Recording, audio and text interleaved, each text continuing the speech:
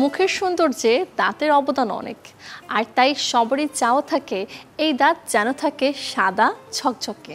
কিন্তু ফ্যাশন করতে গিয়ে কেউ কেউ সাদা দাঁত করেছেন কালো, অবশ্য সেটা অনেক আগে।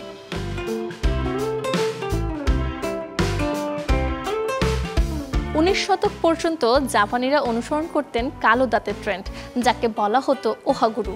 যদিও হাজার বছরেরও বেশি আগে থেকে জাপানি নারীরা বেছে নেন এই ট্রেন্ডটি। তবে মজবুত দাঁতের জন্য বিশ্বের অন্য প্রান্তেও কেউ কেউ দাঁত কালো করতেন, আর তাই আজও দাঁত কালো করার ট্রেন্ডটি আজও ফ্যাশন হয়ে গেঁথে আছে মনে। জানালাম জাপানের অদ্ভুত এক ট্রেন্ড, কিন্তু জাপান থেকে 3045 কিলোমিটার দূরের দেশ চীনেও ছিল এমন অদ্ভুত ফ্যাশন। বিশ্বের যত অদ্ভুত বিউটি ট্রেন্ড রয়েছে তার মধ্যে অন্যতম চাইনিজদের পা বাঁধাই করা ট্রেন্ড। সাংস্কৃতিক মর্যাদা আর সৌন্দর্য বৃদ্ধির জন্য চাইনিজ নারীরা নিজের পায়ের পাতাকে কখনোই বড় হতে দিতেন না। এর জন্য একটি ভয়ঙ্কর প্রসেসও মেনে নিতেন তারা।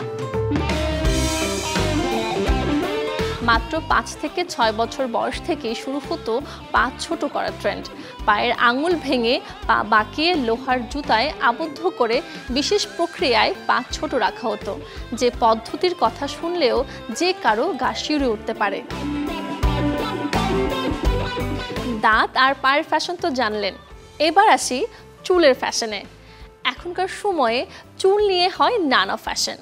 বিশ্বের এমন এক জনগোষ্ঠী আছে যারা মাথায় বহন করে 5 থেকে 6 কেজি ওজনের চুলের শিং। ভাবুন তো, এও সম্ভব?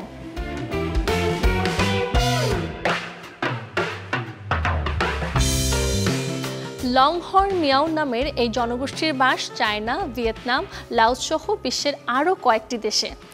নিজ চুলের সাথে পরচুলা ব্যবহার করে এই চুলের অদ্ভুত এই ডিজাইন করা হয়। সম্পূর্ণ আশু চুল দিয়ে তৈরি এই অবয়বটিতে নিজের চুলের পাশাপাশি ব্যবহার হয় অন্যের চুল।